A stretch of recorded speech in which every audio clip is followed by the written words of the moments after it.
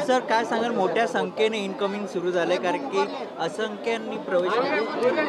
एक असं आहे की शिंदे साहेबांचं नेतृत्व हे खऱ्या अर्थाने शिवसेनेचं नेतृत्व आहे आणि बाळासाहेबांच्या विचाराचं नेतृत्व आहे. त्याच्यामुळे हे निर्विवादपणे सिद्ध झालेलं आहे की खरी शिवसेना ही बाळासाहेबांची शिवसेना आहे आणि त्याचे पक्षप्रमुख हे एकनाथ शिंदेसाहेब आहेत. आणि त्याच्यामुळे प्रचंड लोंढा हा प्रवेश करणाऱ्या लोकांचा आहे आणि ह्या सर्वांना न्याय देण्याचं काम शिंदेसाहेब करतायत.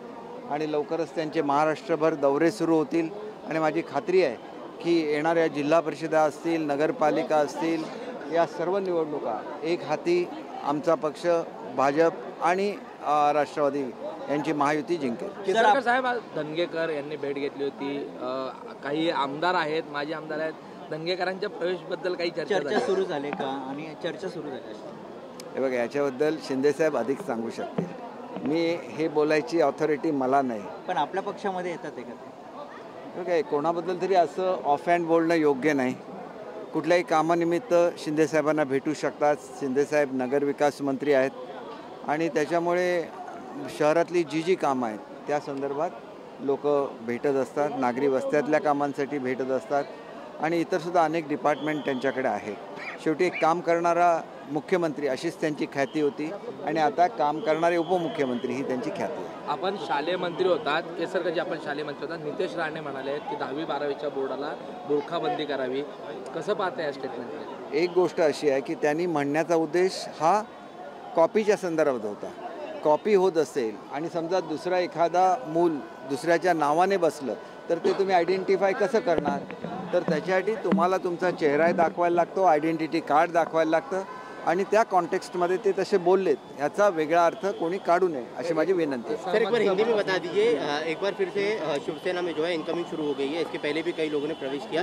आज भी उप मुख्यमंत्री की ये निर्विवाद सिद्ध हुआ है कि शिंदे साहब की शिवसेना यही बाळा साहब की शिवसेना है. उनके साथ पक्ष चिन्ह तो है ही, लेकिन पूरे लोग उनके साथ है. आज 60 से ज़्यादा MLAs उनके पास है. तो ये एक ऐसी वेव है कि जहाँ लोग उनको सपोर्ट करना चाहते हैं.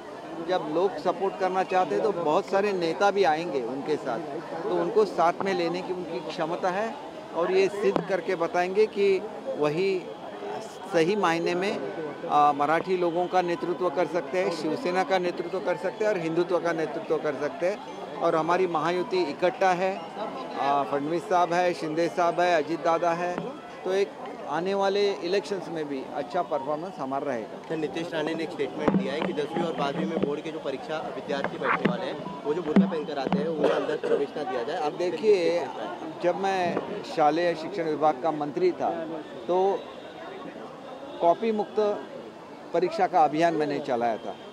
उसमें एक चीज़ है कि दूसरे के नाम पे अगर कोई बैठेगा तो भी कॉपी के बराबर है, तो उनको आइडेंटिफाई करना चाहिए. इतना ही उनका कहने का मतलब है.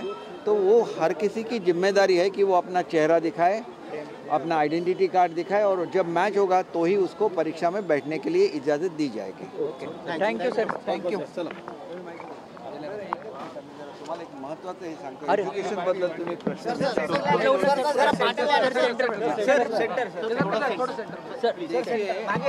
सर मराठीत द्या पहिला. हे बघा, आपण आता एज्युकेशन बद्दल प्रश्न विचारला म्हणून मला एवढंच सांगायचं आहे की अनेक लोकांमध्ये गैरसमज असा आहे की SSC बोर्ड रद्द होऊन त्या ठिकाणी CBSE बोर्ड येणार आहे. असं बिलकुल नाही. SSC बोर्डच राहणार आहे. फक्त जो करिक्युलम आहे हा करिक्युलम CBSEचा असणार आहे. कारण केंद्राच्या ज्या परीक्षा असतात त्याला CBSEच्या अभ्यासक्रमावर आधारित प्रश्न विचारले जातात. त्याच्यामुळे तो अभ्यासक्रम येणार आहे. बोर्ड आपलंच राहणार आहे. मराठी भाषा कंपल्सरी राहणार आहे. 10वीपर्यंत मराठी भाषा होती, आता ती 12वीपर्यंत मराठी भाषा कंपल्सरी रहना है. सर एक बार हिंदी में बता दीजिए. ऐसे एक गलतफहमी लोगों में हो रही है कि हमने ऐसे अनाउंस किया था कि CBSE का अभ्यासक्रम इसके आगे महाराष्ट्र में रहेगा. इसका मतलब ये है कि बोर्ड तो SSC बोर्ड ही रहेगा, लेकिन जो करिकुलम है वो करिकुलम सेंट्रल बोर्ड का रहेगा. क्योंकि जो सेंट्रल की एग्ज़ाम्स होती है उसमें उस करिकुलम के आधार पर प्रश्न पूछे जाते हैं और इसमें हमारे लोग पीछे रह जाते हैं. इसलिए ये निर्णय किया गया और इस निर्णय का स्वागत सबने किया है.